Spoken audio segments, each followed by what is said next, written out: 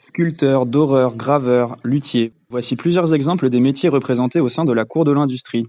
C'est dans ce lieu historique de l'artisanat français que nous retrouvons Bernard Mauffray, un ébéniste de renom qui a accepté de nous ouvrir les portes de son atelier.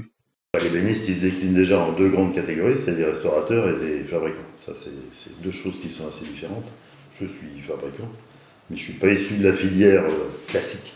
Moi, je suis issu donc du métier plus traditionnel. Je travaille sur des cathédrales en charpente et tout ça, et maintenant, je travaille avec de l'outil numérique. Par rapport aux ébénistes de ma génération, moi, j'ai été avec enthousiasme vers la technologie. Ça permet de cerner énormément les choses et après d'utiliser des techniques de mise en œuvre, aussi bien traditionnelles que des techniques très modernes. Et ça, c'est vraiment très différent parce que cette approche n'est pas du tout classique et traditionnelle et pas du tout enseignée. L'approche de Bernard combine donc une pratique traditionnelle avec un savoir-faire moderne. En effet, cette méthode unique attire de nombreux jeunes dans ce domaine. D'ailleurs, l'ébénisterie est le secteur qui a recours à la plus forte proportion d'apprentis des métiers de l'ameublement. Nous avons donc fait la connaissance de Yann, élève en apprentissage chez Bernard. Il a un profil qui est intéressant parce qu'il a un parcours assez complet. Il n'est pas juste dans l'ébénisterie, il a les compétences d'un charpentier. Donc il a vraiment une approche assez vaste du métier. Il ne se cantonne pas au classique, à l'académique. Et c'est aussi ce qui fait que parfois il bosse avec des designers pour faire du prototypage. Et à chaque fois, c'est des défis techniques en fait.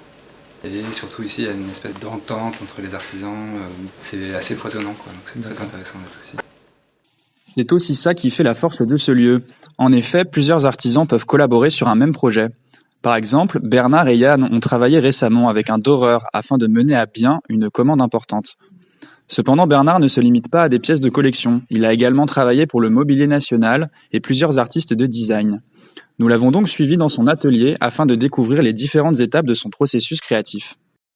Là-dessus, il faut élaborer le tracé, évidemment. Ensuite, il faut fabriquer les sous-éléments, c'est-à-dire on a les traverses, on a le pied arrière, on a la côtoire, la traverse d'assise.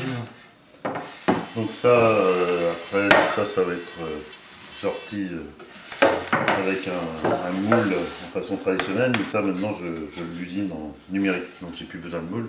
Je fais simplement le fichier d'usinage et après la machine va faire la déco. Donc ça c'est un gain de temps par rapport aux techniques précédentes. On comprend l'intérêt de l'utilisation des nouvelles technologies dans le milieu de l'artisanat. Au-delà du gain de temps précieux, ces méthodes permettent aux petits artisans de se démarquer des produits uniformisés de l'industrie. C'est grâce notamment à son expertise que Bernard a obtenu le label « Entreprise du patrimoine vivant » décerné par l'État. Espérons donc que Bernard continue sur cette lancée afin de maintenir l'excellence de l'artisanat français.